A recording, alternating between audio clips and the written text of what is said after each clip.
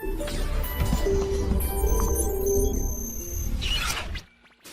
भाई, तो हम कर चुके लेटर प्रॉब्लम्स। कौन सी प्रॉब्लम्स?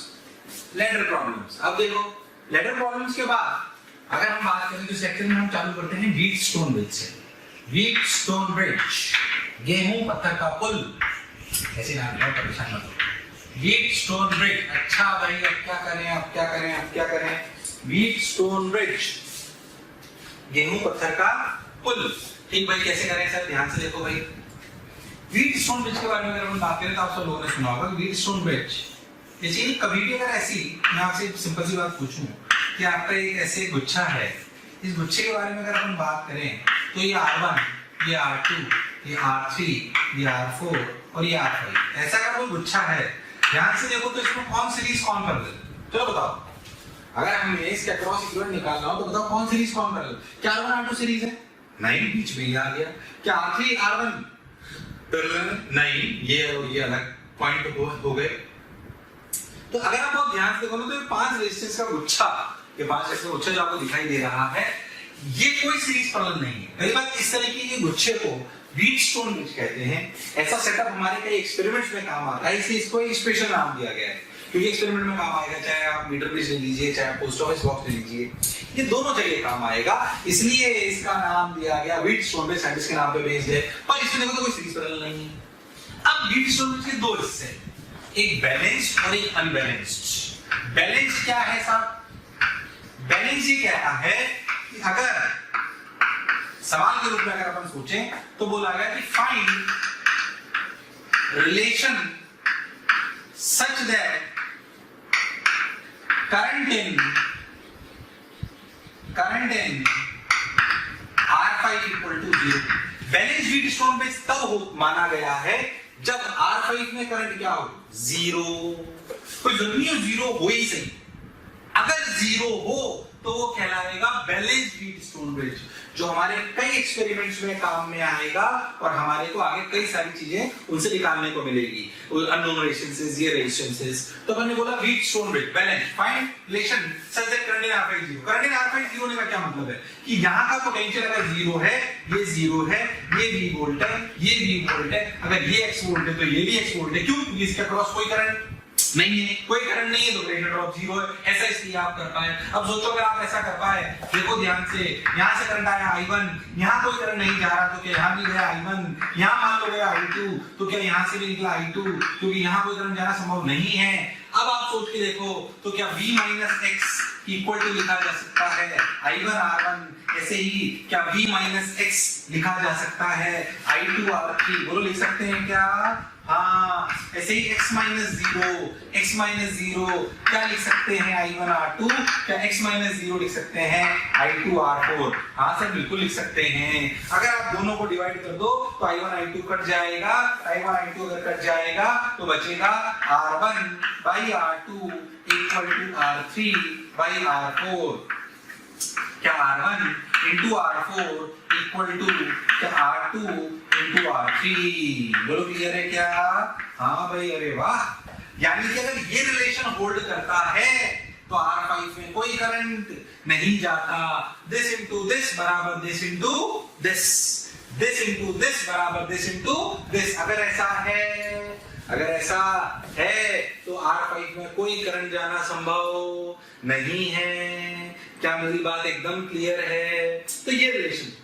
अब सोचो, पहली बात ये अपने बात समझ आनी चाहिए, क्या व्हीटस्टोन ब्रिज सिर्फ ऐसा ही दिखता है या कई और तरीके से दिख सकता है? सोचो, क्या अपन इसको ऐसे भी दिखा सकते हैं? बहुत ध्यान से देखो, डिफरेंट फॉर्म्स ऑफ, अगर अपन देखें, चलो पहले उतार लो, फिर मैं आपको different forms of Wheatstone bridge दिखाता हूं। चलो भाई उतार लो, वीडियो पॉज करके आ जाओ। आओ भाई, आओ भाई, आओ भाई, आओ भाई, आओ भाई, आओ। अब देखो ध्यान से, अगर आप ध्यान से देखो तो different forms of Wheatstone bridge. चलो मैं एक सवाल के थ्रू आपसे पूछता हूँ, एक सिंपल सा सवाल लेता हूँ।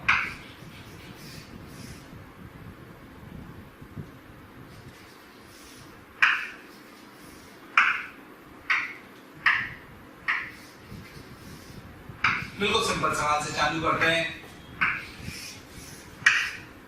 मान लो 8 ओम ये 3 ओम, ये 4 ओम, ये 6 ओम, ये 5 ओम,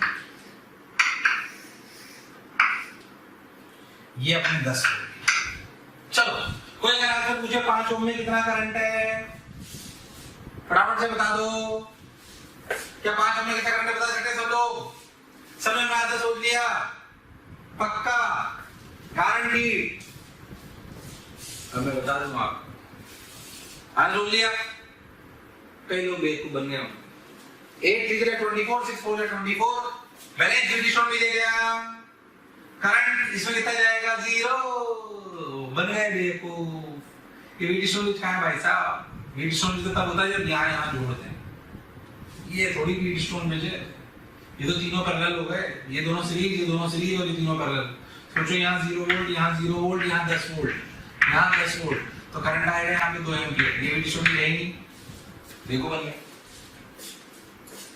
ऐसे नहीं बनना भैया बेवकूफ। अगर बने हो तो देख लेना, बेवकूफ बनाया बड़ा मजा आया। ऐसे चमत्कार नहीं बनना है जीवन में। बहुत सारे लोग मिलेंगे बेवकूफ बनाने के लिए। संयम रखिए, मेहनत करते रहिए, डरिए मत। बहुत सारे बच्चे डर रहे होंगे, सर कोविड-19 है, क्या होगा, कैसे होगा? बहुत अच्छा करेगा ईश्वर।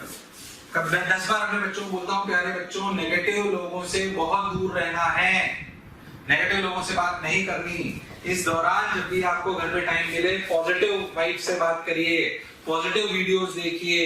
ऐसे नहीं क्राइम पेट्रोल दिख रहे हैं, सब अपने को क्रिमिनल ही नजर आ रहे हैं, है कि नहीं? मैं बार बार अपने बच्चों से एक्सपीरियंस शेयर करता हूँ। मैं इसलिए आपको जैसे मैं आपको अपना एक्सपीरियंस बताता हूँ कि 2-3-4 साल पहले वो क्राइम पेट्रोल आता है ना, वो मैं देखने लग गया था। ऐसे खाना खाते खाते क्राइम पेट्रोल देखने लग गया, रोज इंटरेस्ट आ गया, देखने भी लग गया रोज।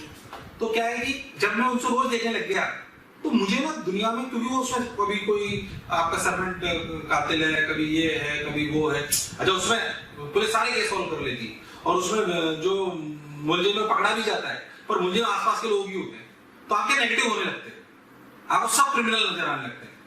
मेरे को भी ऐसा महसूस होने लगा। फिर मैं सोचा मेरे साथ ऐसा क्यों हो रहा है, तो मैंने ध्यान दिया कि मैं नेगेटिव इसलिए हो रहा हूँ, लोगों को मुझे क्रिमिनल इसलिए नजर आ रहा है क्योंकि मैं इस तरह का कंटेंट एब्जॉर्ब कर रहा हूँ।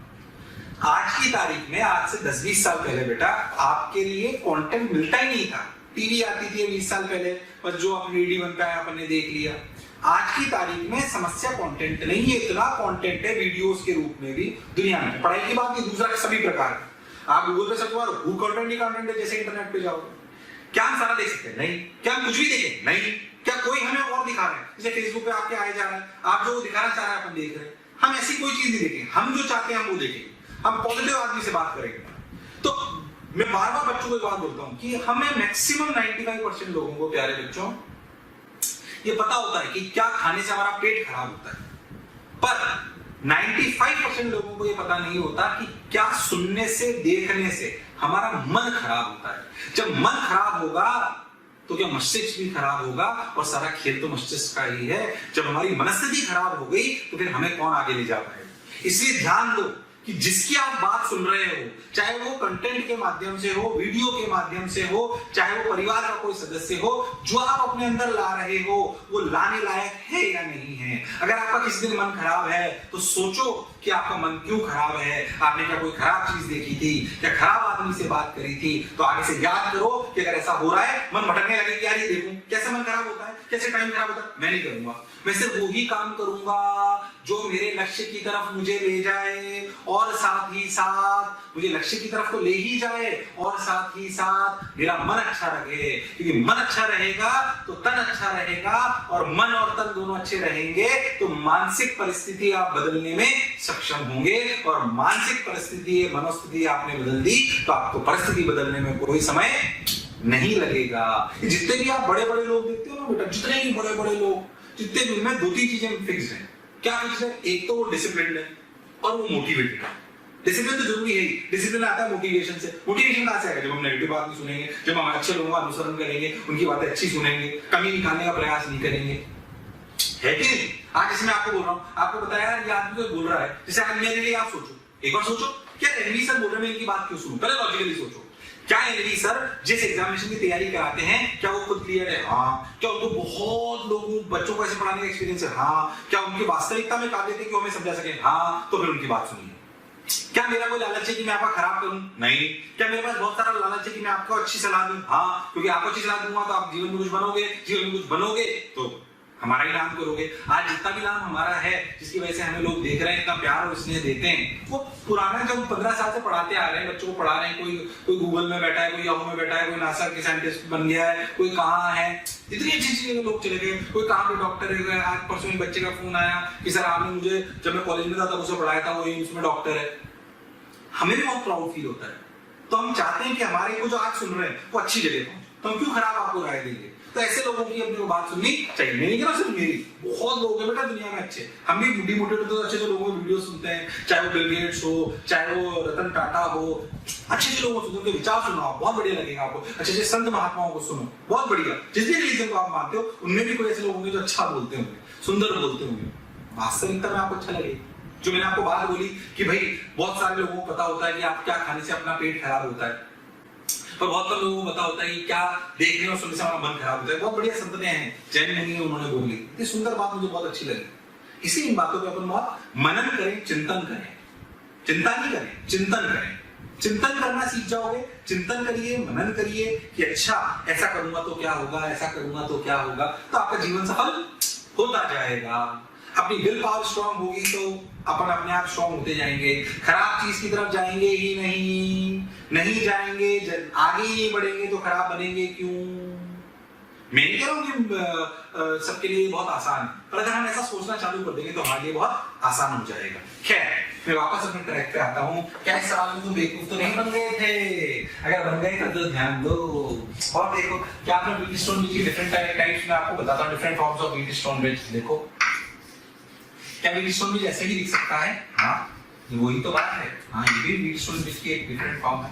देखो, क्या व्हीट स्टोन ब्रिज ऐसे भी दिख सकता है? देखो, सोचो, क्या व्हीट स्टोन ब्रिज? अपने मन से सोचो, देखो ध्यान से, क्या व्हीट स्टोन ब्रिज है? देखो, इसको ऐसे करो, तो व्हीट स्टोन ब्रिज नजर आएगा तुम्हें। देखो ध्यान से, है कि नहीं व्हीट स्टोन ब्रिज?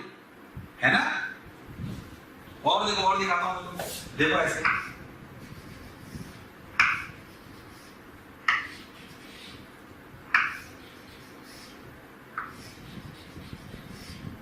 देखो, क्या व्हीट स्टोन ब्रिज है? ध्यान से सोचो। हाँ, इसको ऐसे खोल लो, ऐसे खोलोगे तो आपको नहीं लगता है व्हीट स्टोन ब्रिज नजर आएगा? हाँ, देखो, हो गया। और बताता हूँ, देखिए ध्यान से, अच्छा लगेगा।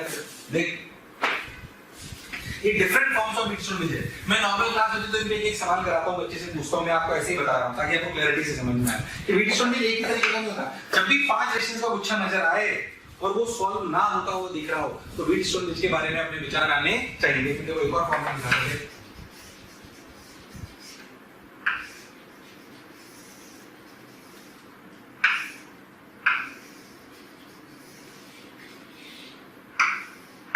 देखो ध्यान से। अगर तुम बहुत ध्यान से देखो तो मैंने आपको एक ऐसा सिंपल सा सवाल दिया, देखो अच्छे से। अगर तुम बहुत क्लैरिटी से देखो तो देखो, ये और ये कैसे, ये और ये कैसे, अगर इन सबको आराम ले लें,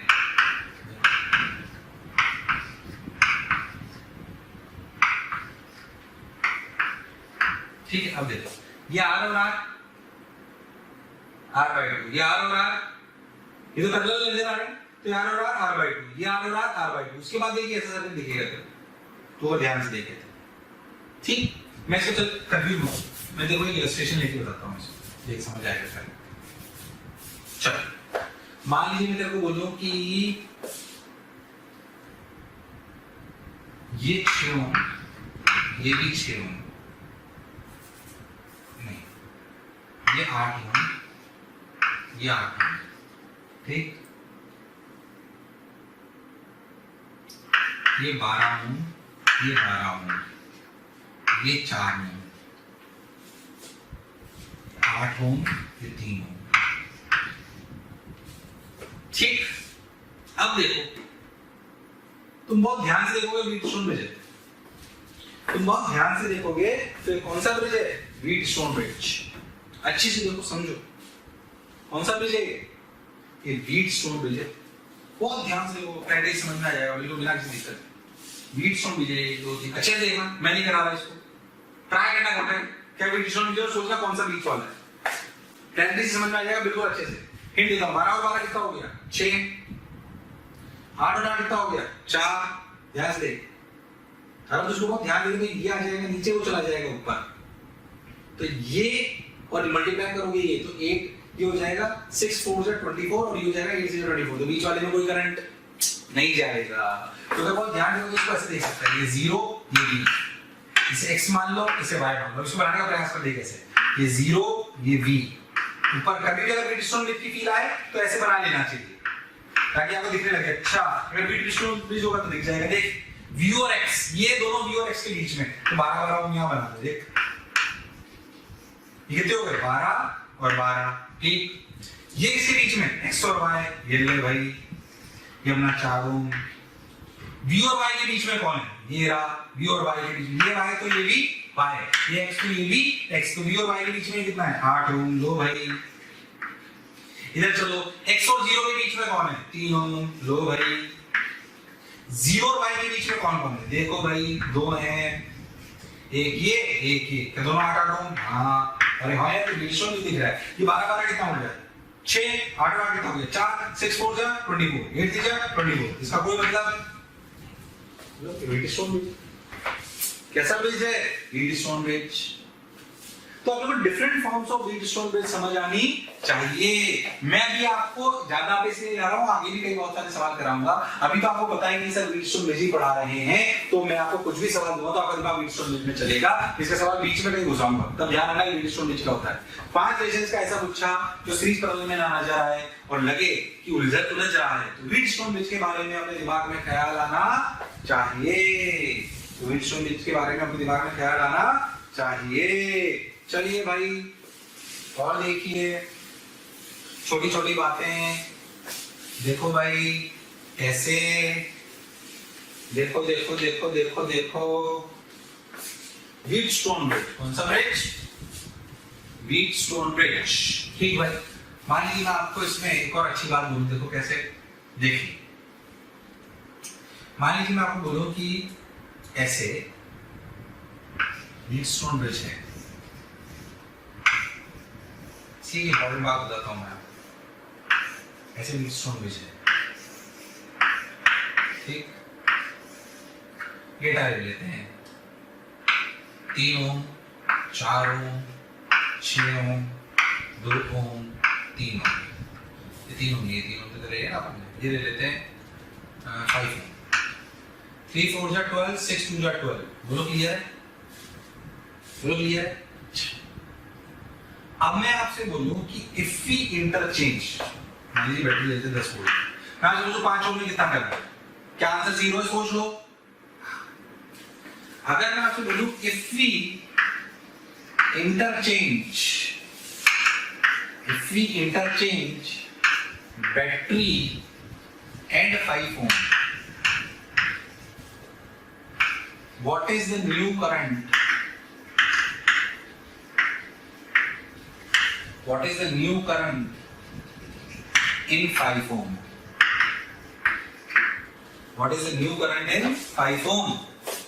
चलो भाई if you interchange battery and 5 ohm, what is the new current in 5 ohm, try करो, वीडियो को स्टॉप करो और इस सवाल को ट्राई करो, वीडियो को स्टॉप करो, इस सवाल को ट्राई करो कि if you interchange battery and 5 ohm, what is the new current in 5 ohm, ठीक, करो करो ट्राई करो भाई, कर सकते हो तुम लोग, वो हुनर वो काबिलियत वो इंसानियत वो हैवानियत वो दरिंदगी वो गेंडापन तुम में है। चलो ट्राई कर लिया क्या, ट्राई कर लिया क्या, चलो भैया आ जाओ, देखो इंटरचेंज कर लो, लो साहब इंटरचेंज करें तो कैसे बनेगा, लो साहब इंटरचेंज करेंगे तो ऐसा बनेगा सर, ऐसा 5 ओम को लगाओ यहाँ और बैटरी को लगाओ यहाँ, क्या इसको ऐसा भी बना सकता हूँ, देखो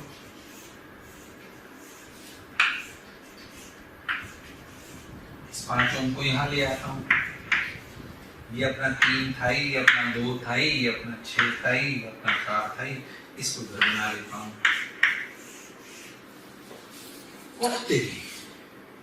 क्या वापस से वीट स्टोन ब्रिज है, हाँ है ना, देखो 3 4 12 6 2 12, तो 5 ओम में आपसे करंट कितना है 0। एक्चुअली बैटरी और रेजिस्टेंस की अगर क्वेश्चन को चेंज कर दो, खूबसूरत बात होती है व्हीटस्टोन ब्रिज में कोई फर्क नहीं पड़ता। ये काम में आता है जब मीटर ब्रिज पड़ती है। काम में क्या मतलब एक टेक्निक है जिसे आप इंटरचेंज करके भी सवाल कर सकते हो। क्या मेरी बात समझ आई है? अरे पक्का, अरे सोच लो, अरे गारंटीड, अच्छी बात समझो कि different form of Wheatstone bridge जानते हैं। हाँ, क्या अगर हमको इंटरचेंज कर दें बैटरी और रेजिस्टेंस को तो भी उसको कोई फर्क पड़ने वाली बात नहीं है। क्या ये बात भी हमें समझ आ गई? हाँ भाई, और देखो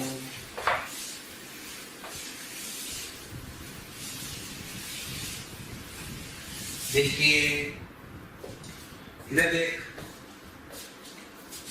अच्छा भाई, अब क्या करें, अब क्या करें, अब क्या करें, अब क्या करें, अब क्या करें? इधर देखो, अब अपन पढ़ते हैं अनबैलेंस्ड व्हीटस्टोन ब्रिज। ये आपने अगर नहीं सुना हो तो सुने, इससे काम की बात है। Unbalanced Wheatstone bridge, unbalanced Wheatstone bridge का क्या मतलब है? अनबैलेंस्ड व्हीटस्टोन ब्रिज का मतलब है कि आप अनबैलेंस्ड व्हीटस्टोन ब्रिज का मतलब है कि जिसमें गुच्छा दिखे तो वैसा ही और वो बैलेंस्ड ना हो। जैसे आपको डेटा लेके बताता हूं, ध्यान से देखिए। प्यारे बच्चों, बहुत बहुत शुक्रिया दिल से आप सभी लोगों का, जो आप लोगों का इतना प्यार मिला, आप लोगों के इतने व्यूज़, इतने सारे लाइक्स, इतने सारे कमेंट्स मिले। मैं ये आपको बताना चाहता हूँ कि जो डिस्क्रिप्शन में लिंक दिया है, प्लीज़ वहाँ जा कर के अपना एनरोलमेंट ज़रूर सुनिश्चित करें। और प्यारे बच्चों, इसके अलावा यदि आप डाउट्स का बेनिफिट उठाना चाहते हैं, आप स्टडी मटेरियल का बेनिफिट उठाना चाहते हैं, तो मोशन के प्रीमियम कोर्स को ज्वाइन करें। ये कहीं ना कहीं आपके लिए बहुत बेनिफिशियल होने वाला है।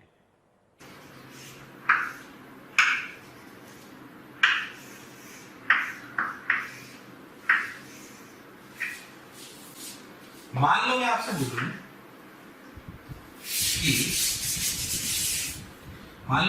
कि कि 2, ये भी 2, ये भी 2, ये भी 2 और ये 2, क्या ये व्हीटस्टोन ब्रिज है? क्या ये व्हीटस्टोन ब्रिज है?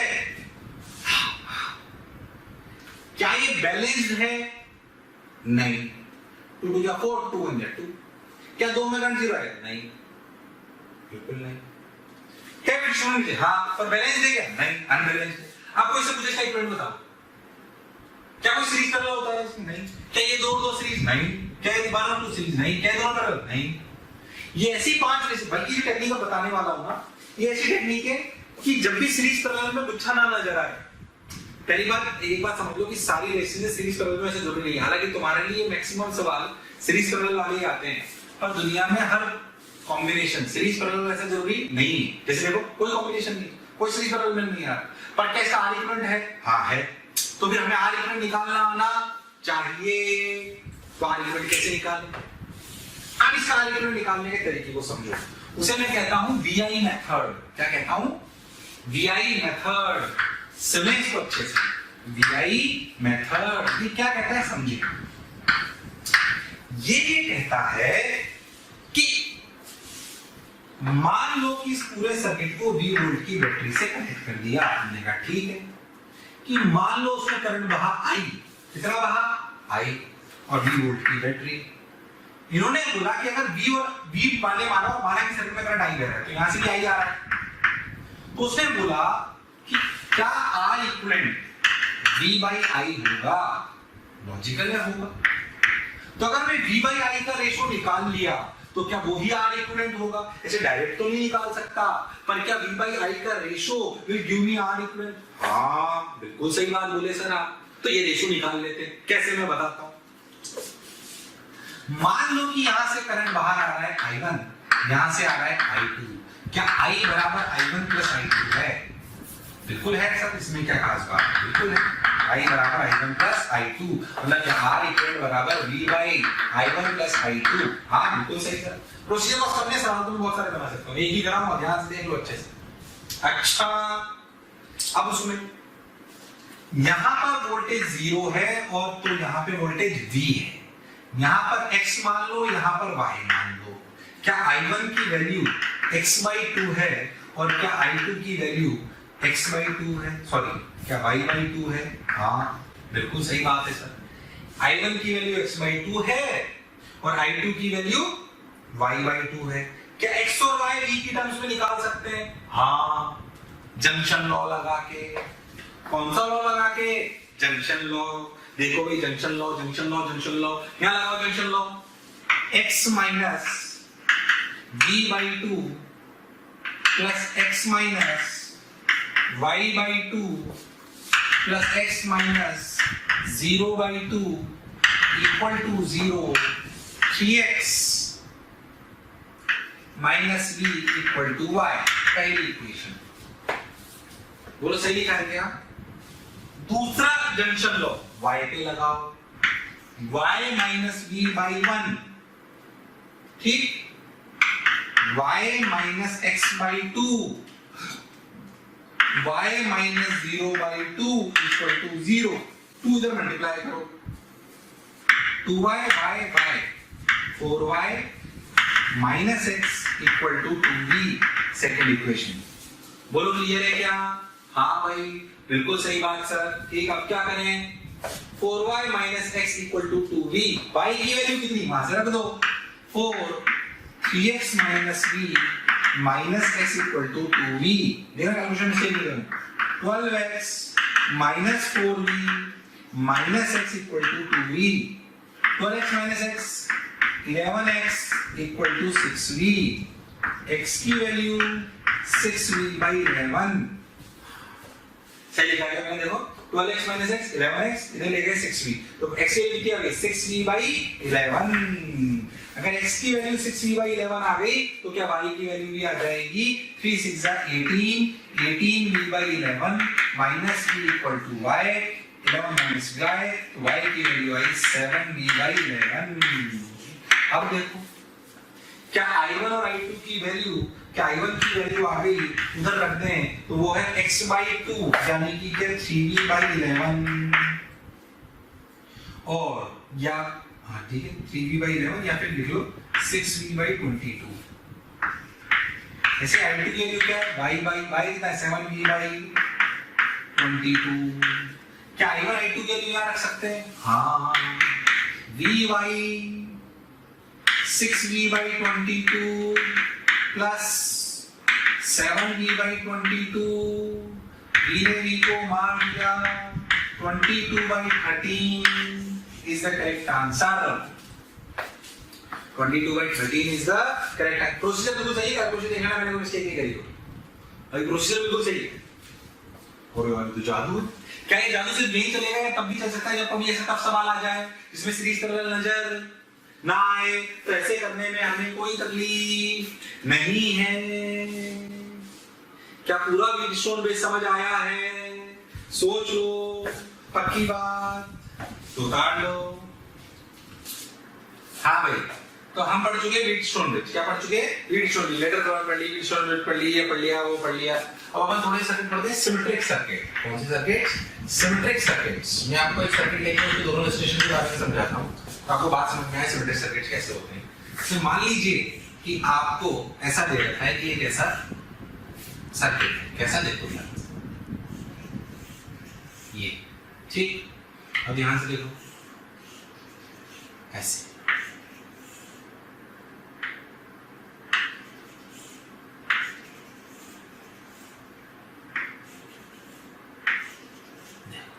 अब अगर इस सर्किट में आपसे इसके अक्रॉस सब रेजिस्टेंसेस आर ऐसी मान लो, बोलो क्लियर? अगर सारी रेजिस्टेंसेस ऐसी हैं आर, देखो आर, अब आप मुझे इसका इक्विवेलेंट बताओ।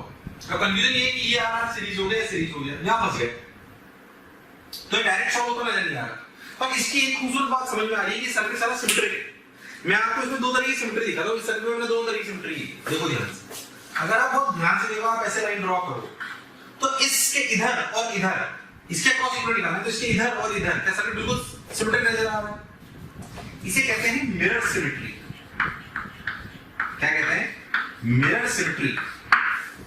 बोलो क्लियर है कि अगर अपन इसे परपेंडिकुलर ऐसे करते हैं और इधर-इधर बिल्कुल सेम नजर आ रहा है, इसे बोलते हैं मिरर सिमेट्री।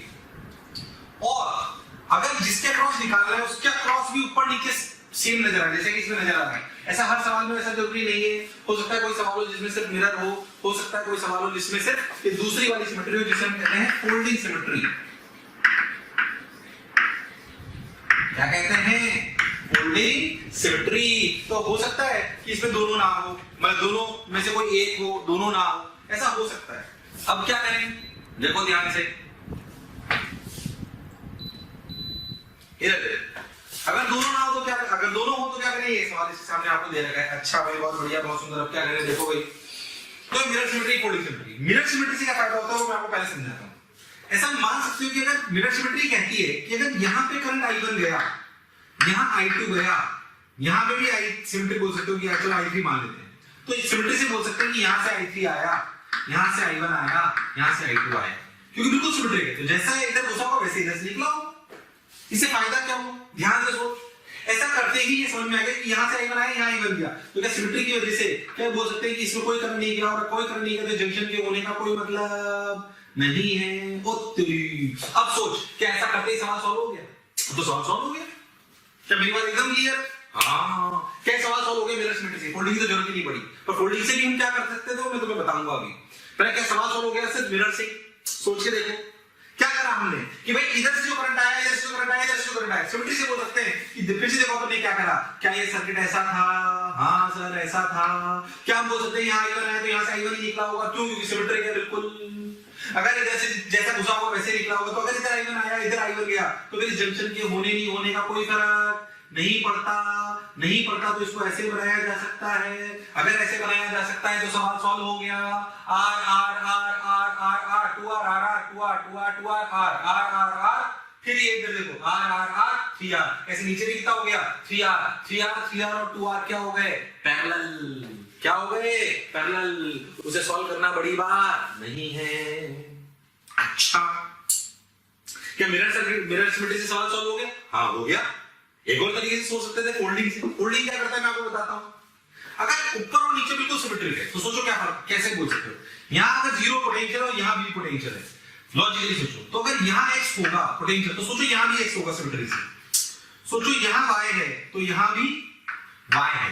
सोचो यहां z है तो यहां भी z है। हाँ सर, बात तो आप लॉजिकल बोल रहे हो। ऐसे बोल पा रहे हैं क्योंकि बिल्कुल इधर और इधर बिल्कुल सेम है। तो अगर बैटरी के क्रॉस लगाइए तो जैसा पोटेंशियल यहां वैसा यहां, जैसा यहां वैसा यहां, जैसा यहां वैसा यहां। हाँ, अब तो इससे फायदा क्या हुआ?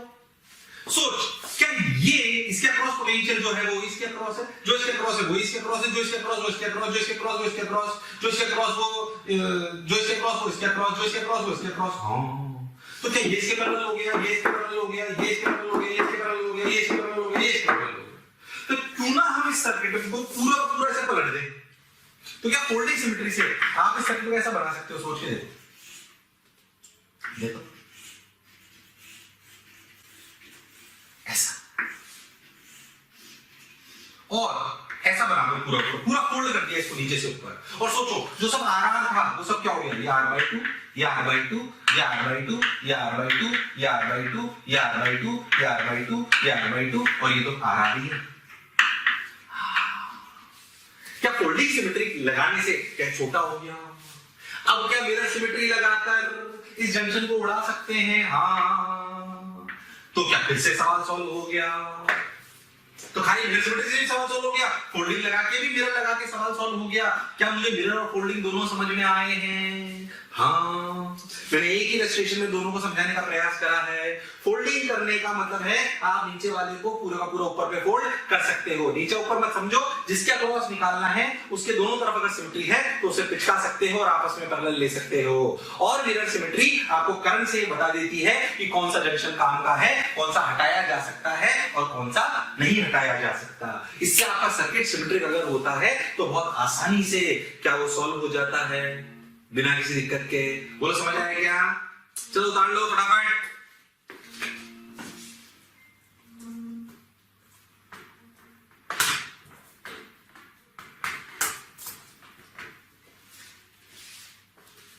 अब सुनो, ये हो गया क्या? एक सवाल दे रहा हूं, चलो ट्राई करना, ध्यान सुनो, आ जाओ। 2-3 अच्छे सवाल कराता हूं, देखो ध्यान से, देखो कैसे अच्छे समझो, देखो ध्यान से। वैसे तो नॉर्मल क्लास में तो मैं 8-10 इलस्ट्रेशन कराता हूँ, तुम्हारा भी 2-3 कराता हूँ, समझना अच्छे से।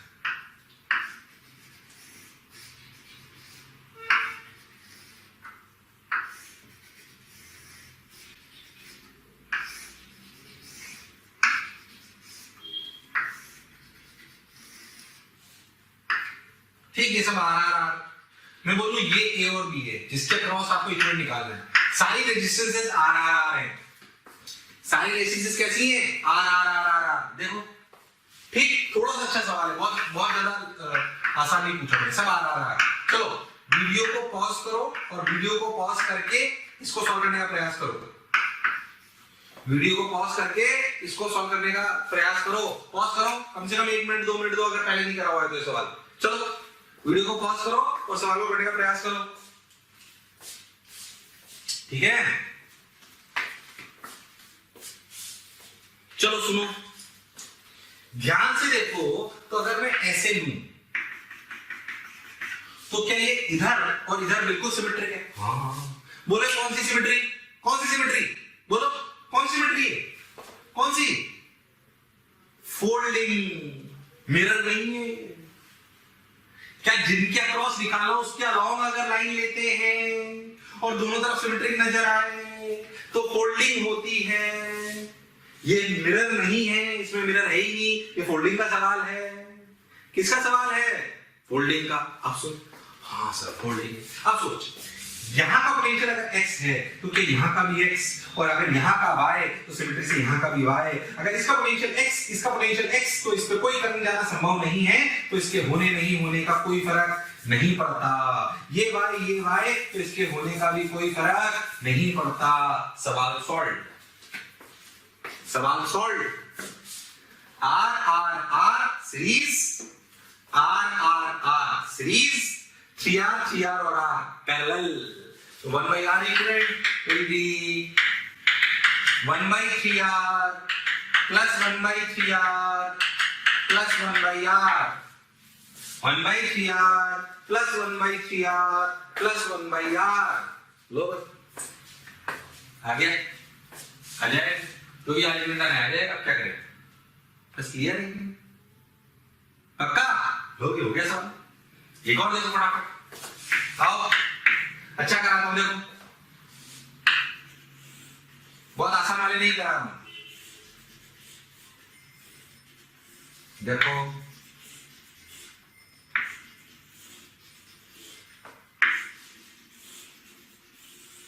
इन दोनों के अक्रॉस सारी रेजिस्टेंसेस R, सारी रेजिस्टेंसेस R। वीडियो को पॉज करो, सवाल को ट्राई करो। वीडियो को पॉज करो, सवाल को ट्राई करो।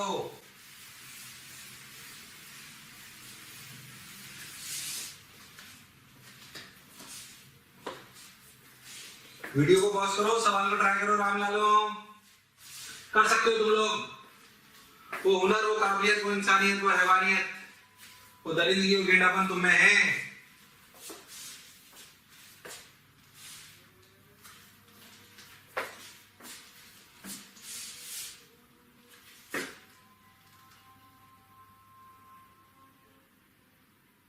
चलो ये देखो R। अब बताओ कौन सी सिमेट्री है? बताओ फोल्डिंग की मिरर की दोनों, फोल्डिंग की मिरर की दोनों। बोलो कौन सी सिमेट्री है? फोल्डिंग मिरर की दोनों। बोलो कौन सी सिमेट्री है? फोल्डिंग मिरर की दोनों। इसमें सिर्फ एक सिमेट्री है, कौन सी? मिरर। फोल्डिंग इनके अक्रॉस देखो तो ऊपर और नीचे सेम नहीं है। यहां के अक्रॉस नहीं दे सकते, इसके अक्रॉस थोड़ी निकालना है। निकालना तो इसके अक्रॉस है, तो इसके ऊपर और नीचे सेम थोड़ी। ये कौन सी सिमेट्री है? मिरर। इसमें सिर्फ एक ही सिमेट्री है, कौन सी? मिरर। बोलो क्लियर है क्या? अरे पक्का? अब मिरर में भी इसमें बात आती है कि जंक्शन, जो करंट यहां से गुजरा वो यहां निकल गया, जो यहां से गुजरा वो यहां निकला। अगर ये I1 था तो ये भी I1 था। तो सोचो क्या इस जंक्शन को हटाया जा सकता है? ऐसे। गलती मत करना, ऐसे नहीं हटाया जा सकता, ऐसे हटाया जाएगा सिमेट्री से। इधर I1 उधर तो जैसे I1 निकला तो फिर जंक्शन कोई मतलब नहीं। बोलो क्लियर? जैसे ही हटाया क्या सवाल सॉल्व हो जाएगा? मैं सॉल्व नहीं कर रहा, सॉल्व तुम कर देना। क्या सवाल सॉल्व हो गया? हाँ बस इतना करते ही। पहली बात इसमें फोटो सिमेट्री नहीं है, क्या इसमें मिरर सिमेट्री है, और जंक्शन हटाने का भी ये अच्छा, ये गलत तरीका है, ये सही तरीका है। अपने कोई बात की क्लैरिटी होनी चाहिए, कोई दिक्कत वाली बात नहीं है। सोच लो, बस हो गया, लो खत्म। शानदार, जोरदार, हम जमा एकदम। लो भाई, ये हो गया। लो अब क्या करें? अब देखो भाई, ये हो गया। एक और, मैंने 3 सब डिसीजन कराए ऐसे, 5 साल नहीं करा रहा हूं, मेरे हिसाब से बात समझ आई होगी। एक आध 3D वाला लेता हूं, देखो कैसे। मान लो कि ऐसे अपने एक स्क्वायर पिरामिड है। क्या है? Square pyramid. मैं आपसे बोलूं इन दोनों पॉइंट के अबाउट इक्वल बताओ, सब आ रहा है। बोलो क्लियर? बोलो क्लियर है कि नहीं? इन दोनों के क्रॉस बताओ। 3D में चला गया सवाल, किसमें चला गया? 3D में। वीडियो को पॉज करो, ट्राई करो, वीडियो को पॉज करो, ट्राई करो।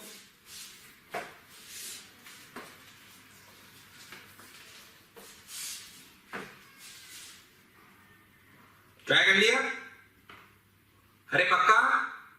अब सुन, इसका टॉप व्यू देख, ऊपर से देख इसको, बिल्कुल ऊपर से। अगर तुम ऊपर से देखेगा ना तो ये स्क्वायर दिखेगा, और सोच ही ऐसे दिखेगा। R R R R R R R R. सोच, यही तो सवाल है।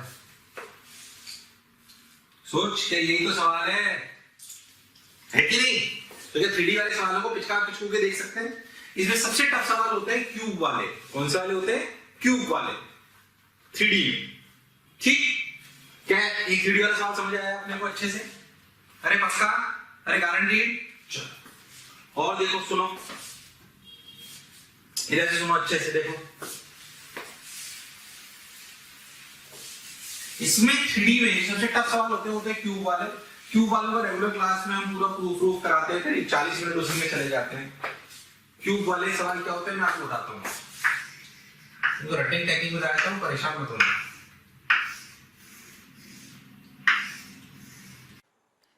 प्यारे बच्चों, बहुत सारे बच्चों के कमेंट आ रहे हैं ना कि आप इस टॉपिक पे वीडियो बनाइए। तो मैं बच्चों आपको बताना चाहता हूं कि ऐसा हो सकता है कि वो वीडियो ऑलरेडी चैनल में पड़ा हो। उसके लिए आपको करना क्या है कि मोशन के चैनल को सब्सक्राइब करना है और बेल आइकन को हिट करना है, जिससे आपके कोई भी नोटिफिकेशन मिस ना हो। हम कोशिश करेंगे कि आपकी जो डिमांड है मोशन परिवार पूरी करे। मान लो एक क्यूब है, सारी resistance R R R R R R R R R 1 2 3 4 5 6 7 8। ठीक, सारी resistance R R R R R. तो एक क्यूब अगर आपका दिखाई दे तो क्यूब में आपको बेसिकली समझ में आएगा कि कुल मिला के कितनी 1 2 3 4 5 6 7 8 9 10 11 12 कितनी रेसिस्टेंस हुई? 12। इन 12 रेसिस्टेंस का गुच्छा है। और इस क्यूब में अगर आप ध्यान से देखो तो कोई भी 2 पॉइंट जो पकड़ोगे आप, किसी भी 2 पॉइंट के बीच में रेसिस्टेंस निकाल सकते हैं। वो 2 पॉइंट क्या क्या हो सकते हैं? जैसे 4 और 3 लो तो एज है, 3 2 लो तो एज है, 2 से लो तो एज है। तो या तो एज हो गई,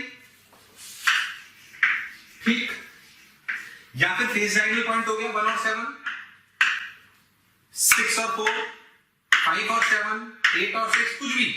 तो फेस डायगोनल हो गया, ठीक। और दूसरा कौन सा है? तीसरा कौन सा है? Body diagonal.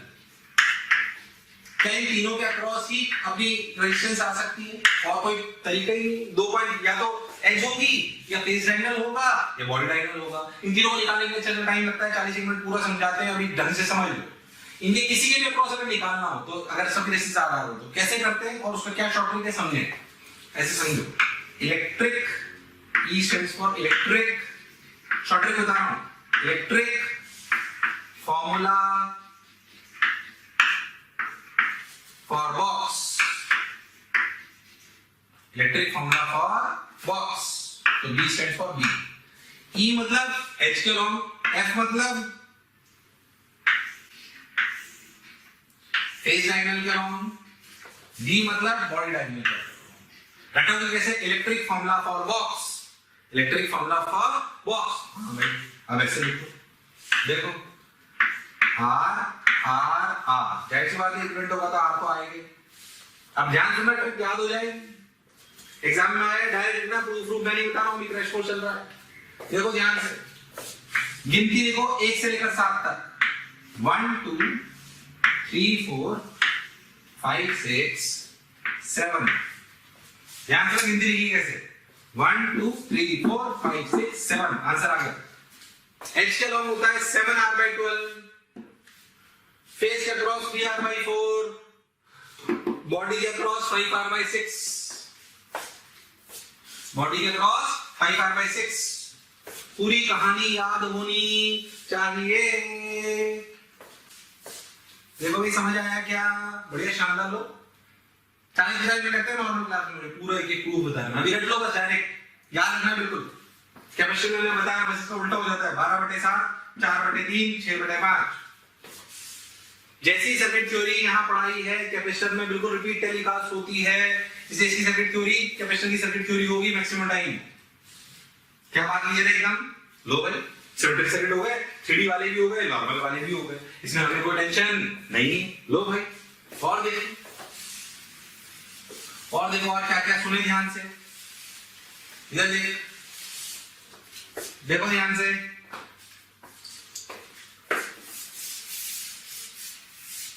और देखो, अगर हम बात करें तो ऐसे ही आपको ना यहाँ पे पढ़ाने के लिए एक चीज और पढ़ाई जाती है, जिसे हम कहते हैं कॉम्बिनेशन ऑफ सेल्स। क्या कहते हैं? Combination of cells. Combination of cells का क्या मतलब है? कॉम्बिनेशन ऑफ सेल्स का मतलब है कि भाई, जैसे मान लो कि भाई ऐसे E1 R1, सबसे पहले सीरीज E2 R2, ऐसे बहुत सारे सेल हैं और इनके साथ एक एक्सटर्नल सर्किट आप जोड़ दिया गया। तो मैं चाहता हूं कि इन सेल्स को सबको सिर्फ एक सेल से रिप्लेस कर दिया जाए। तो ये क्या है? ये कहलाएगा R इक्विवेलेंट, ये कहलाएगा E इक्विवेलेंट, ये R। तो आप consider what is E equivalent. तो अगर सबसे पहला सीरीज है तो बिल्कुल लॉजिकली समझ में आता है कि E इक्विवेलेंट होगा E1 + E2 + E3 + E4। तो E इक्विवेलेंट को लिखा जाएगा सिग्मा EI और R इक्विवेलेंट को लिखा जाएगा, सीरीज बहुत आसान होता है, सिग्मा RI। इसमें कोई खास बात नहीं है, इसमें कोई खास बात नहीं है। E equivalent sigma EI, R equivalent sigma RI, simple. अच्छा बस इतना याद रखना, ये E1 E2 को कैसे रखते हैं? साइन के साथ। मतलब अगर E1 ऐसा है E2 ऐसा, मान लो E3 उल्टा जोड़ दे तो E1 + E2 - E3 आएगा, उल्टा जोड़ दो तो। अगर सब एक ही डायरेक्शन में तो प्लस प्लस प्लस, कुछ अपोजिट है तो फिर अपोजिट। बोलो क्लियर है कि नहीं? एक सिंपल सा एग्जांपल आता है, देखिए, there are n identical cells, there are n identical cells, out of them identical मतलब सबकी ये में E और एक्सटर्नल मतलब इंटररेशंस R है, तो there are n identical cells E और R cells, out of them n are reversed। मतलब उनमें से n सेल्स के टोटल कितने थे? n, ठीक। और m सेल्स को रिवर्स कर दिया गया। क्या कर दिया गया? रिवर्स। अच्छा ठीक भाई, then E equivalent and R equivalent पूछा गया आपसे, ठीक है? तो आज समझिए, there are n identical cells, out of them m are reversed। n में से m सेल्स को रिवर्स कर दिया, तो बताओ E इक्विवेलेंट क्या बचा और R इक्विवेलेंट क्या बचा? तो बताओ E इक्विवेलेंट क्या बचा और R इक्विवेलेंट क्या बचा? बोलो भी बताओ। ई इक्विवेलेंट क्या बचा, आर इक्विवेलेंट क्या बचा। वीडियो पॉज करो और ट्राई करो। चलो मैं आपको एग्जांपल लेके समझाता हूं। मान लो 100 सेल में कितने, 100 सेम, 100 में से 4 को पलट दो तो सीधे कितने बचे, 96। कितने बचे, 96। 100 थे टोटल, 100 में से 4 पलट दो सीधे कितने बचे, 96। उन 4 को कौन 4 और खा गए तो इफेक्टिव कितने बचे, 92। कितने बचे, 92। तो सोच ई इक्विवेलेंट का आंसर क्या है, n-2m-e। अब समझ में आया n greater than 2m क्यों लिखा हुआ है सवाल में। अच्छा आर इक्विवेलेंट क्या हुआ, ऐसे जोड़ो उसमें कोई फर्क नहीं पड़ेगा, तो क्या आर इक्विवेलेंट आएगा nr, क्या आएगा nr। और समझ में आया n greater than 2m क्यों दिया था, ताकि इस क्वांटिटी को पॉजिटिव रख पाए। क्या सवाल समझ आया क्या, उतारो अच्छे से, उतार लिया क्या, अरे उतार लिया क्या। चलो भाई और सुनो,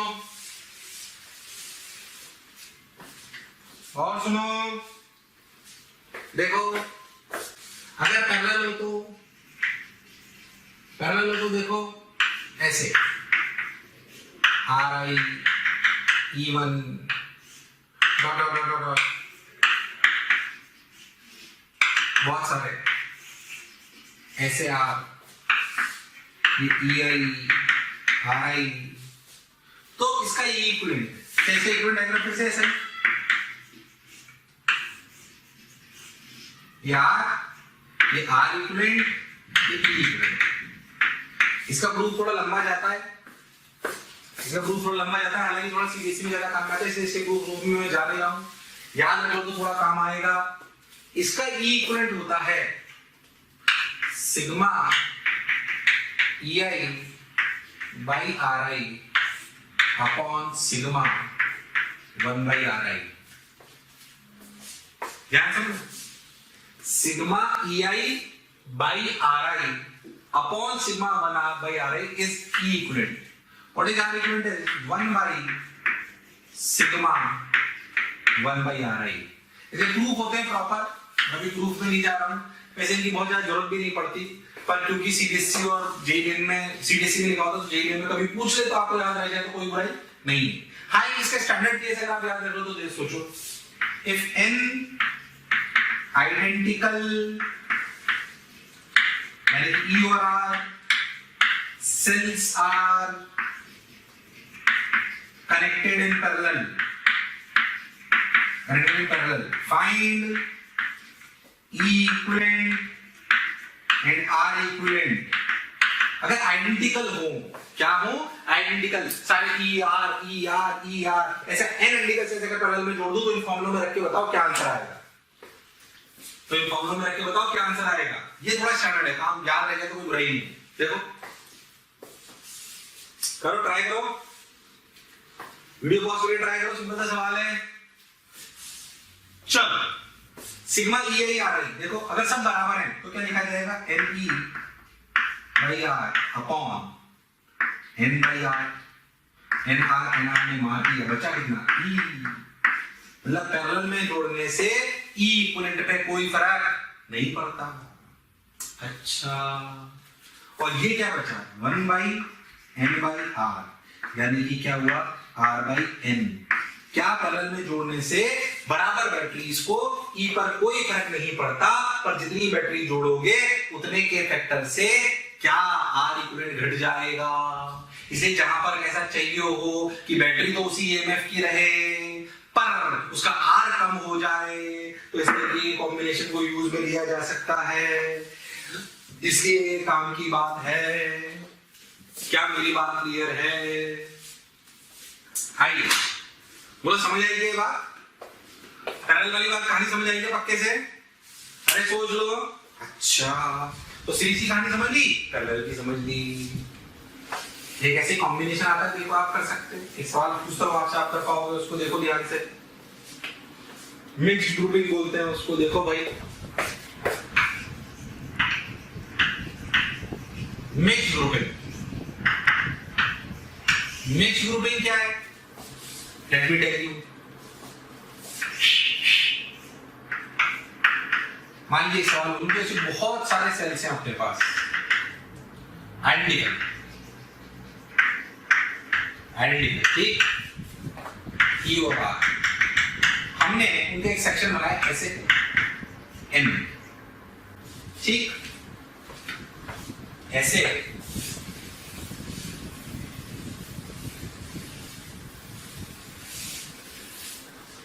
देखो भाई, ऐसे हमने एन सेल से एक सेक्शन में जोड़ दिया और ऐसे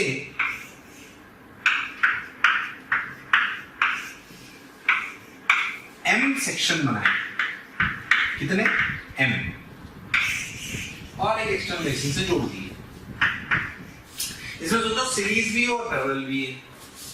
आपसे पूछा जाए कि इसका ई इक्विवेलेंट और आर इक्विवेलेंट क्या है, इसका ई इक्विवेलेंट और आर इक्विवेलेंट क्या है, ट्राई कर सकते हो तुम लोग। मिक्स्ड ग्रुपिंग कहते हैं इसको।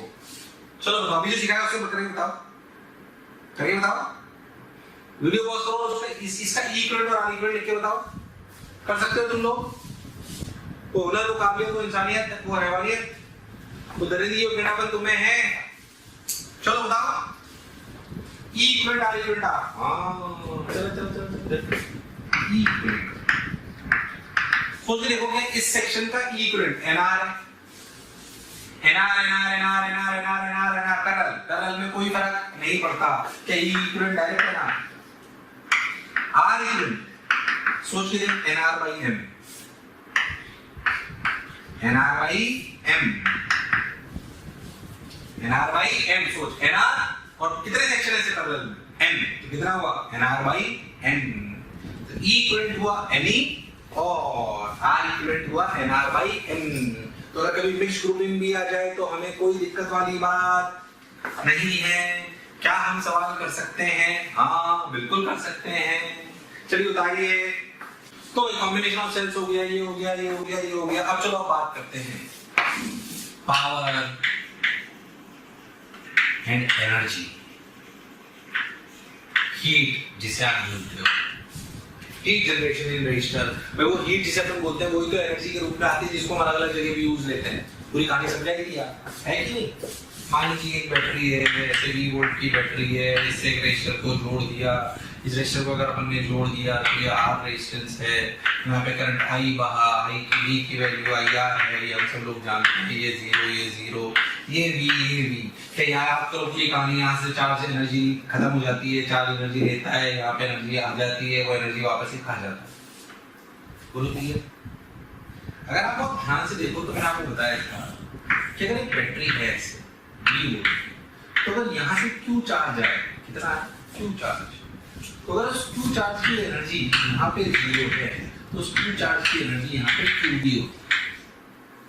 मतलब क्या है, बैटरी बर्डन बाय बैटरी जो अपन बोलते हैं, क्या वो QB होता है? तो बैटरी ही इसको एनर्जी देती है, कितना QB। अगर अपन इसी को करंट को I लिख लें तो पावर बाई बैटरी क्या हो जाएगी?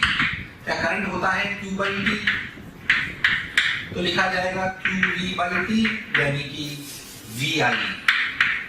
तो QV बोलो तो एनर्जी हो गई जो बैटरी ने दी, और पावर बोलो तो VI हो गई। तो power given by the battery क्या हो गई? VI। क्या हो गई? VI। तो जो पावर इस बैटरी ने दी इस चार्ज को, कहां जाके खोई इसने? यहां जाके VI। क्या यही अपनी एनर्जी लिबरेटेड इन रजिस्टर, क्या लिखी गई? VI। V is the potential difference across register. हाँ तो यही तो हुआ यहाँ पे, यही तो इसके अक्रॉस पोटेंशियल की है। तो VI, तो बैटरी की कहानी को ऐसे समझते हैं VI। कभी अगर आपको बैटरी को ऐसे लिख दे कि करंट अपना ऐसे बह रहा है तो आप बर्डन बाय बैटरी लिखना या पावर लिखना माइनस VI। माइनस VI का मतलब बैटरी एनर्जी ले रही है। याद करो कि ऐसी बात मैंने आपको एनर्जी के टाइम पे जब अपने बैटरी में पोटेंशियल डिफरेंस और EMF का अंतर बताया था तब क्या ये वाली कहानी सुनाई थी? हाँ सर बिल्कुल सुनाई थी। तो ये वहां पे भी वैसा हो सकता है। क्या मेरी बात एकदम समझ में आई? तो power equal to minus VI, power equal to minus VI ऐसे लिख सकते हैं।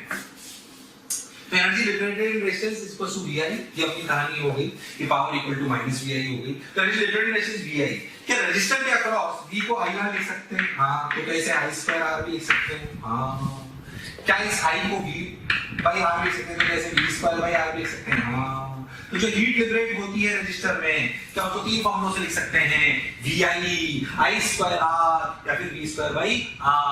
एनर्जी लिबरेटेड पर सेकेंड, एनर्जी लिबरेटेड पर सेकेंड यानी कि पावर।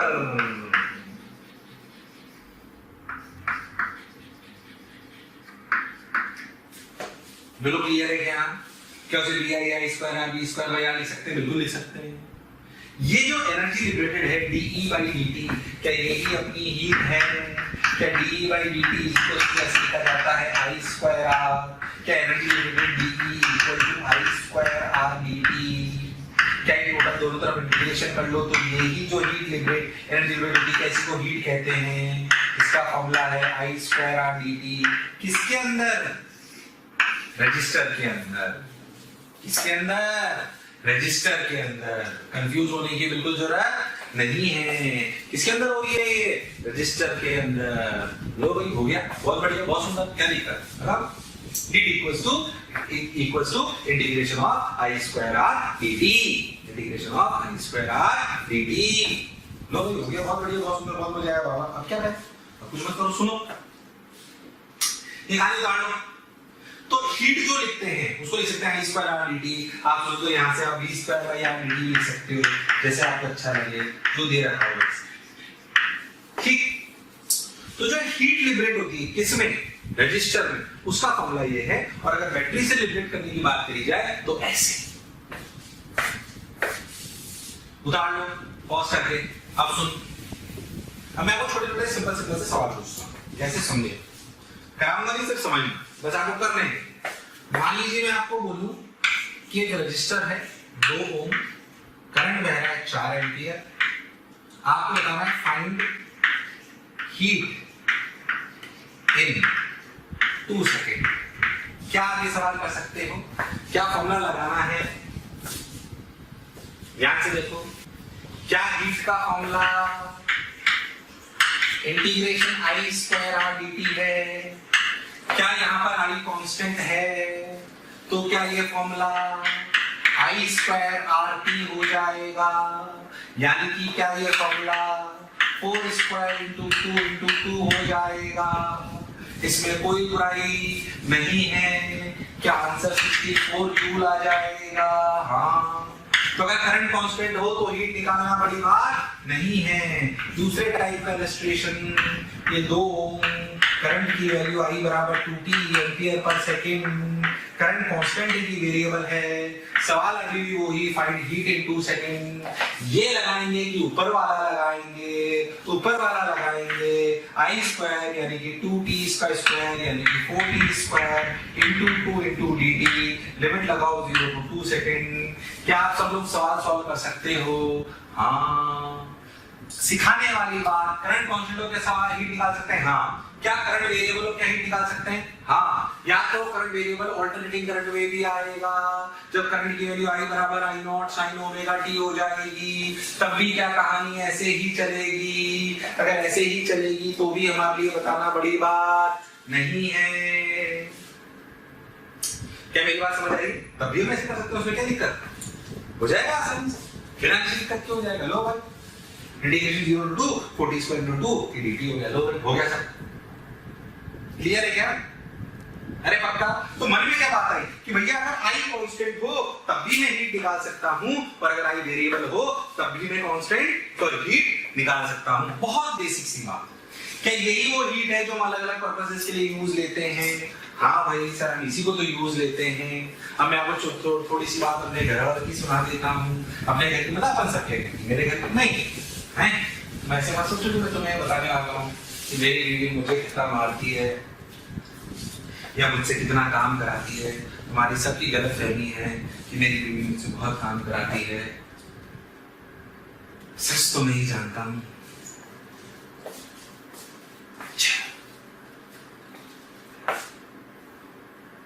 अच्छा, मेरे मन से बताओ, कितने लोगों को लगता है कि मेरी बीवी मुझसे काम कराती होगी? अगर आपको हमारे वीडियो पसंद आ रहे हैं तो आप उसको जरूर से जरूर लाइक एंड शेयर करें। उसके पीछे बेसिक लॉजिक ये है कि बहुत सारे ऐसे बच्चे हैं जिनके जो ये चीज़ें नहीं अभी अडॉप्ट कर पा रहे हैं ईजिली, उन तक ये सारी चीज़ें पहुंच जाएं। इसके लिए हम आपसे बोल रहे हैं इसको लाइक एंड शेयर करें। कोई काम वाम नहीं कराती हो भाई साहब, मेरी बीवी सारी मेरी बात मानती है, जो मैं कहता हूँ वो करती है। मैं कहता हूँ उठ जा, उठ जाती है। मैं कहता हूँ बैठ जा, तो बैठ जाती है। सही बता, रिलेटिव है ना। मैं उसको बोलता हूँ बैठ जा तो मैं उठ जाता हूँ, उसको बोलता हूँ उठ जा तो मैं बैठ जाता हूँ। रिलेटिव इसलिए पढ़ा है ताकि मन को शांति मिले। बहुत बढ़िया। तो खुश रहने के आपके पास बहुत सारे उपाय हैं, और जिनको फिजिक्स आती है वो तो रिलेटिव लगाकर बड़ा छोटा कर सब कर सकते हैं। जो बचपन में नहीं करते थे, इस लाइन को छोटा करो बिना मिटारे, इस लाइन को छोटा करो बिना मिटारे। कराई नहीं कराई? कैसे करते हैं? बिना मिटारे कैसे छोटा करो? लो बड़ी कहने है कि नहीं, छोटी होती क्या है? लो आ जाओ। अपन बात करते हैं घर की। अगर अपने घर पे अपन बात करें तो हमारे इंडियन सिस्टम में अगर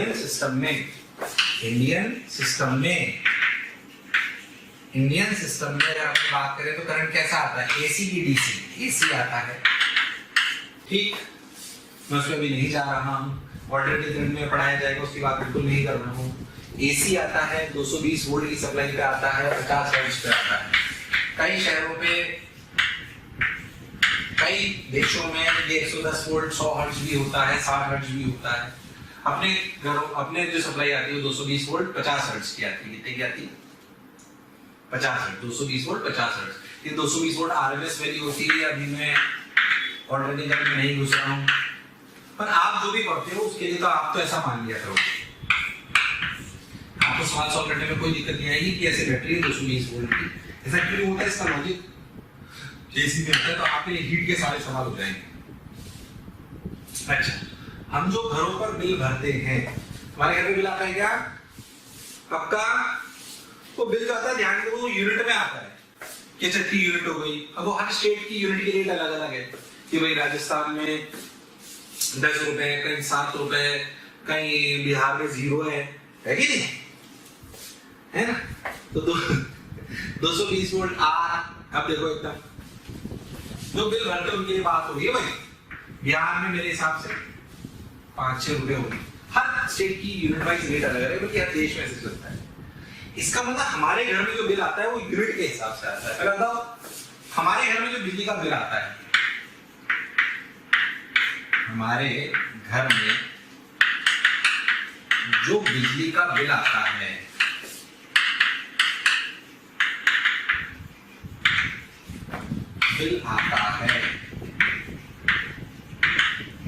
वो किसका?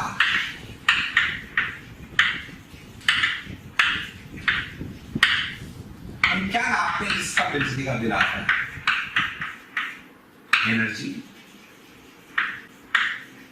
करंट,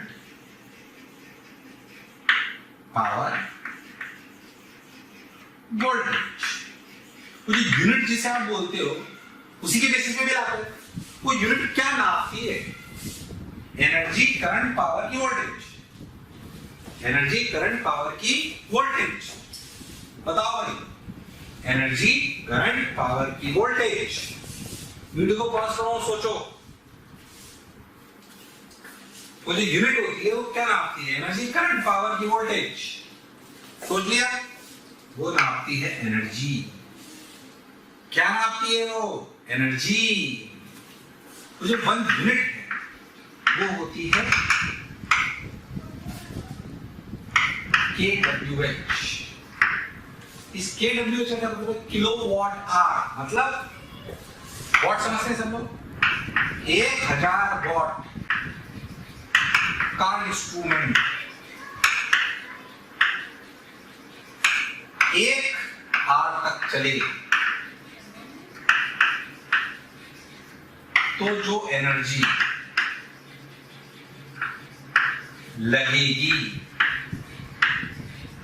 वो 1 यूनिट है। कितने वाट का? 1000 वाट का। अगर इंस्ट्रूमेंट 1 घंटे तक चले, कितने घंटे तक? 1 घंटे तक, तो जो एनर्जी लगेगी वो 1 यूनिट है। मतलब सोच के देखो 1000 वाट मतलब क्या 1000 जूल 1 सेकंड में, 1 घंटे में कितने सेकंड होते हैं भाई?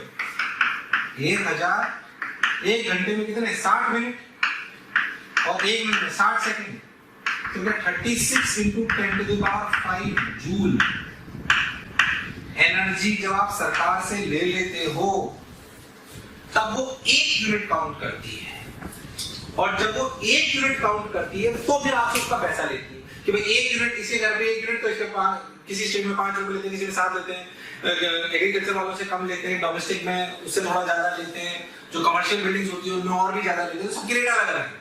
ठीक, जैसे एग्रीकल्चर में गवर्नमेंट सब्सिडी देती है वो अलग बात है, पर बिल इस बेसिस पे आता है। तो बिल अपन किस चीज यूनिट, किस चीज की यूनिट है जिसे अपन यूनिट बोलते हैं, वो है एनर्जी की। किसकी है? एनर्जी की। तो बहुत ध्यान से देखो तो आपको बात समझ में आएगी कि अगर आप चाहो तो अपने घर का बिजली का बिल निकाल सकते हो कि आपके घर में कितने पंखे लग रहे हैं, कितनी लाइटें लग रही है। जैसे मान लीजिए बात बोलूं कि आपके घर में ना, सोच के सवाल कर सकते हो, आपके घर में 15 पंखे लग रहे हैं, सब 60-60 वॉट के। कितने वॉट के? 60-60 वॉट के, और 25 लाइटें लग रही 20-20 वॉट की।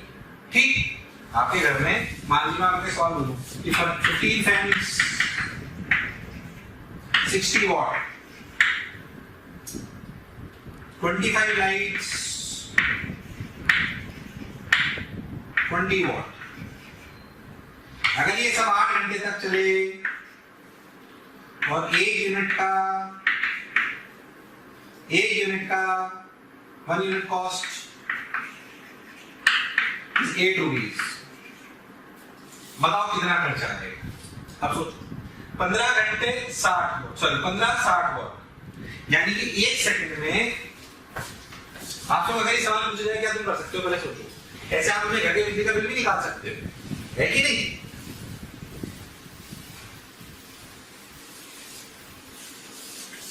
ठीक है,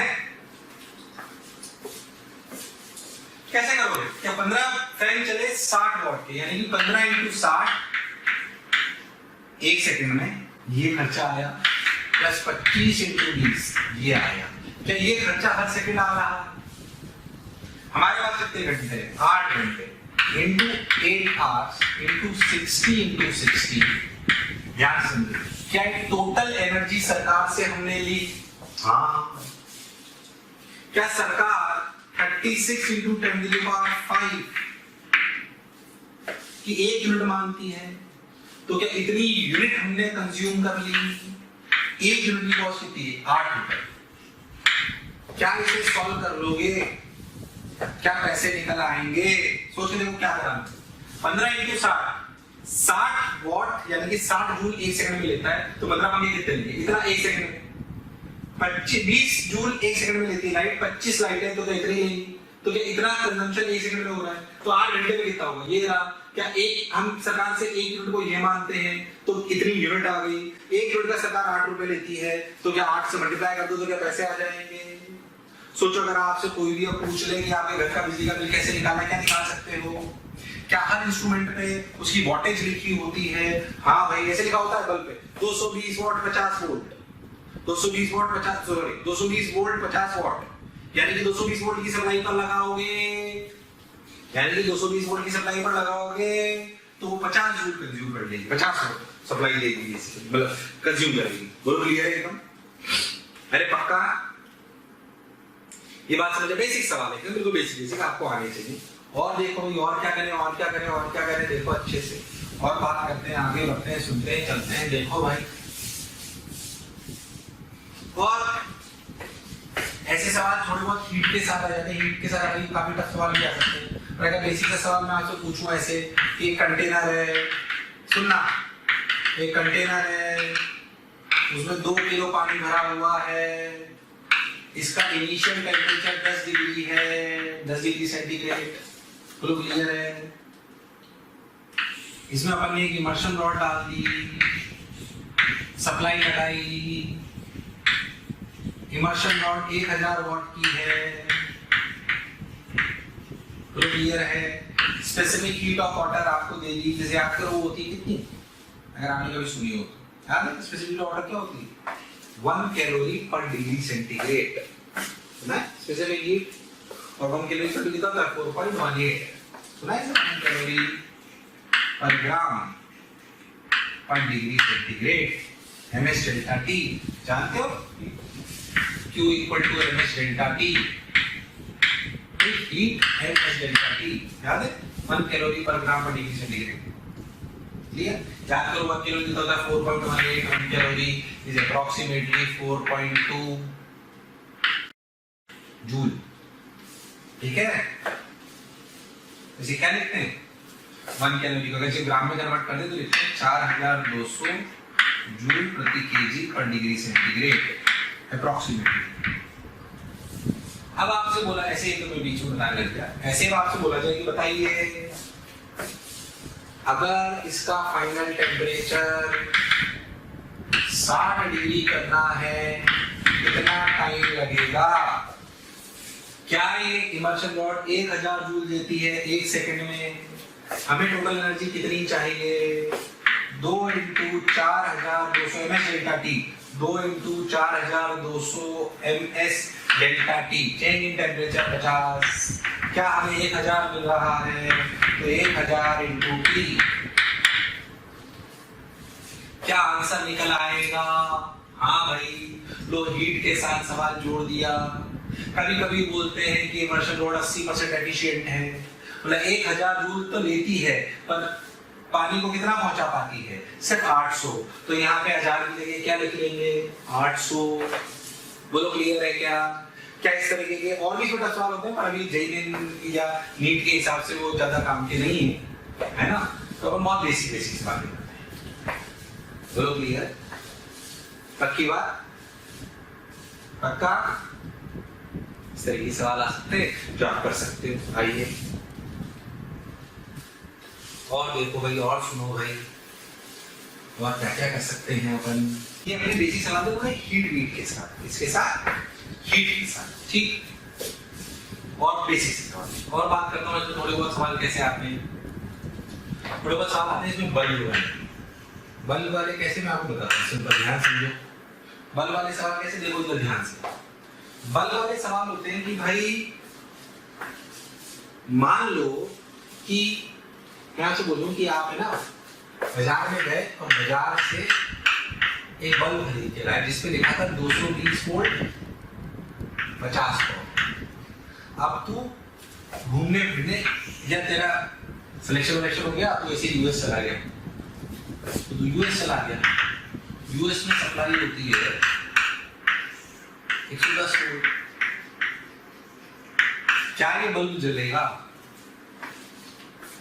हमारे जो इंडियन बाजार से खरीद के लाया उसको लिखा होगा 220 वोल्ट 50 वोल्ट उसे लाया यूएस गया तो सोचा बल्ब क्या काम करेगा ले चलो निकल के ले लिया पर यूएस में सप्लाई चलती है 110 वोल्ट पे कितने पे 110 पे ठीक सर तो बता क्या यूएस में बल्ब जलेगा और अगर जलेगा तो उसकी पावर क्या होगी सोचो जलेगा नहीं जलेगा पहला प्रश्न और अगर जलेगा तो पावर क्या होगी वीडियो पॉज करके देखो अब सुनो 220 वोल्ट 50 वोल्ट 110 वोल्ट ये गई अब देखो क्या है अगर आप ध्यान देखो तो जब आप इंडिया से यूएस बल्ब ले गए तो ये चेंज हो गया ये शायद चेंज होता हो पर क्या चीज चेंज नहीं होगी रेजिस्टेंस ये बल्ब पे पावर लिखी होती है इसका मतलब क्या है कि अगर इस बल्ब को मैं 220 वोल्ट दूंगा तो इतनी पावर देगा पावर का फॉर्मूला क्या होता है V²/R यानी कि इसकी रेजिस्टेंस हो गई 220 बट्टा होल स्क्वायर बाई 50 ये थोड़ी चेंज होगी रेजिस्टेंस तो मटेरियल की प्रॉपर्टी ये थोड़ी चेंज होगी ये चेंज हो तो ये चेंज होगा पर ये चेंज नहीं होगी तो सोच यहाँ पे जो पावर होगी वो क्या होगी वो पावर होगी V² यानी कि 110 का होल स्क्वायर बाई R कितना है 220 का होल स्क्वायर 50 बिल्कुल क्लियर है हाँ बिल्कुल सही तो सोचो वहां कितनी पावर पे चलेगा ये 50/4 यानी कि 12.5 मतलब वहां अगर ले जाके चलाओगे तो और बुझा चलेगा सोच उल्टा यूएस वाला यहाँ लाता तो 50 से लेके 200 पे चलता तो थोड़ी देर की चलता क्योंकि उसकी औकात 50 वॉट की थी तो वाइफाई फूट जाता है कि नहीं ऐसे करते हैं इन सवालों में बोलो क्लियर है क्या? पक्की बात? ठीक है क्या? चलो भाई, चलो मैं आपको ऐसे छोटे छोटे सवाल और कराता हूं, देखो भाई। अच्छा,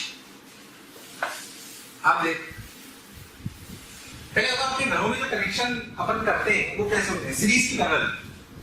कैसे होते हैं? सीरीज की पैरेलल। जाहिर सी बात है, सीरीज में जोड़ दोगे तो अगर एक भी चीज खराब हो जाएगी तो क्या सब बंद हो जाएंगे? पैरेलल में जोड़ोगे तो एक खराब होगी तो वही खराब होगी। है नहीं भाई साहब, पता लगा लाइट गई या कोई इंस्ट्रूमेंट खराब हो गया, पूरी घर की लाइट चली गई, अब सारे मिस्त्री को अपन ने बुला लिया, एसी वाला अलग, ये अलग, पंखे वाला अलग, पता लगा 2 दिन बाद कि एसी खराब था बस। तो अपने घर में कनेक्शन कैसा होता है? पैरेलल। कैसा होता है? पैरेलल। पर तू चमत्कार, तू बाजार गया और तूने भाई ने वहां पे 3 बल्ब खरीदे, 250 वोल्ट, 100 वॉट, 220 वोल्ट, 50 वॉट, और एक और खरीदा 220 वोल्ट, 25 वोल्ट। इतने दोनों बाजार से 3 बल्ब खरीदे, 1, 2 और 3। और भाई तू चमत्कारी था, तू अपना घर पे गया और घर पे जाकर तूने इनको अपने 220 वोल्ट की सप्लाई पे तीनों को जोड़ दिया सीरीज में। कैसे जोड़ दिया? सीरीज में 1, 2, 3। बोलो क्लियर?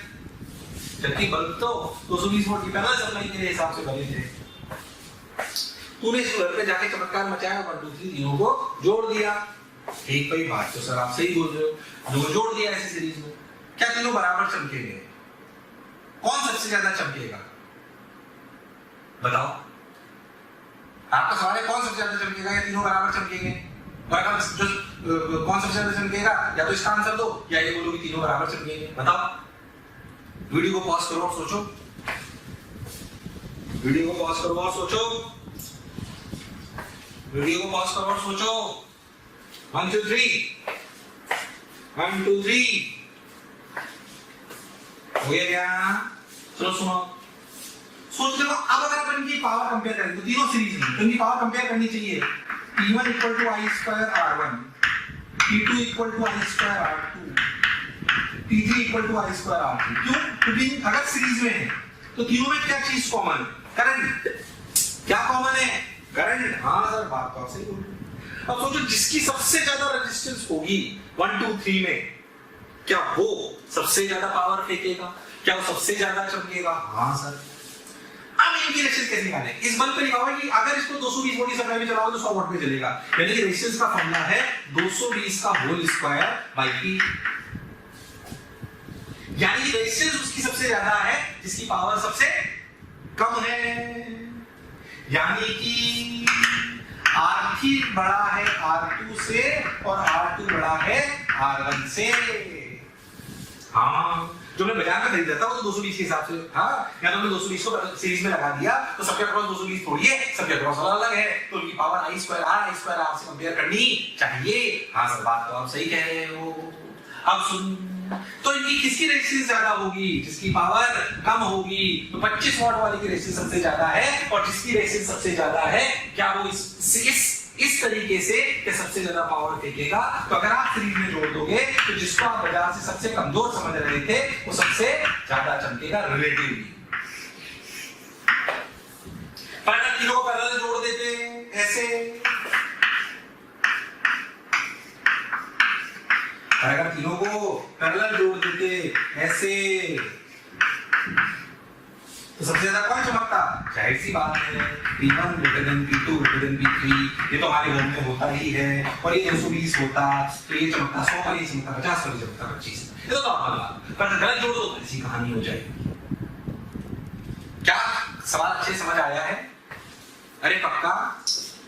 अरे सोच लो? अरे गारंटी? अच्छा भाई, बहुत बढ़िया। अब सुनो, ऐसे बहुत तरीके के सवाल आ सकते हैं बल्ब वगैरह पे।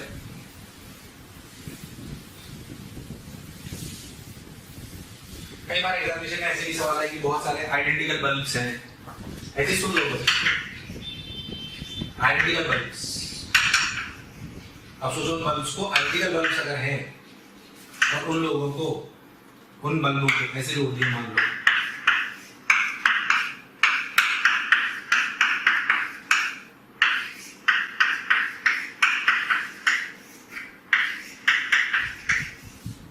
1 2 3 4 5 6, ठीक है ऐसे।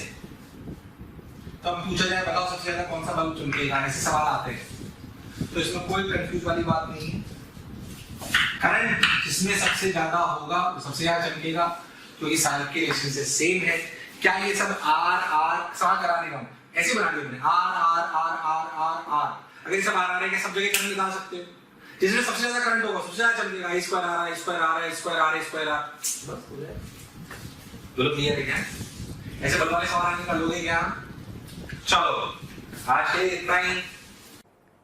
प्यारे बच्चों, अगर आपको लेक्चर पसंद आ रहे हैं और मैं आपसे कहता हूं कि आपको लग रहा है कि ये टॉपिक भी सर से ही पढ़ना है और आप उसके लिए कोई आपकी क्यूरी है या कोई भी आपके किसी भी तरह का प्रॉब्लम है, तो आप इस टोल फ्री नंबर पर संपर्क कर सकते हैं। टोल फ्री नंबर है 18002121 1800212799 1821 799 18002121 799।